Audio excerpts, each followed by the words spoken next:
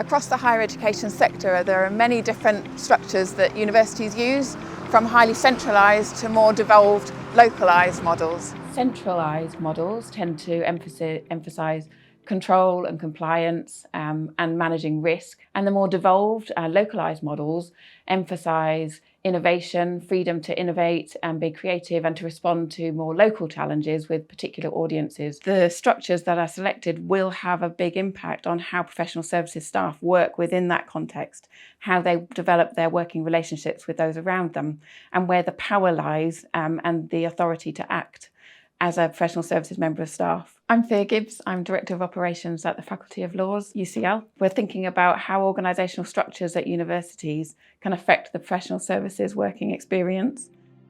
There are lots of long-held views and dogma about which kind of structure is best, but actually there is no one universal right answer. And often the concept of centralisation is seen as a negative thing that causes resistance and difficulty between colleagues. However, in some research that I conducted, I found that centralisation itself was a neutral concept, and the real issue was the unintended consequences or the negative assumptions that were being made around things like managerialism or top-down control or lack of consultation, and it's those things that were difficult rather than the structure itself. The type of structure in any university will have significant implications for the organisational culture that pervades that institution. So how much trust there is between individuals and between departments, where accountability lies and who is responsible, who do you blame when something goes wrong, and how people then behave within those institutions is then also directly attributable to those power dynamics that come about from the structures through the culture and into people's daily lives at work. The location of a professional service role within the organisational structure will have implications for how you're perceived by your colleagues and the stereotypes and assumptions that they will make. Are you on the right side? Have you got a hidden agenda? Are you a spy in the camp? Have you gone native if you're out in an academic department? And all of these stereotypes can be really quite difficult to counteract.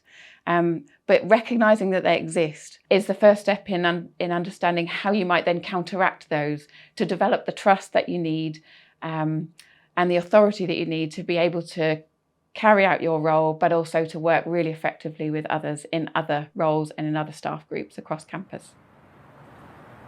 It is possible to bridge the divide between central and locally based teams with some structural and some individual responses.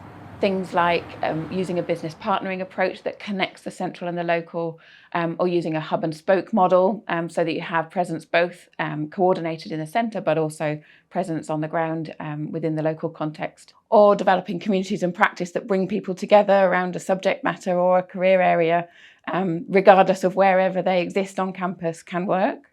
And from an individual point of view, taking specific efforts to generate shared agendas and mutual understanding between colleagues can also be really helpful, generating that trust and those productive working relationships that will help you every day in your role. If you'd like to hear more about this conversation and join in with the debate, we're running a session at the AUA Annual Conference on the 7th of July, and I'd be delighted to continue this conversation with you there.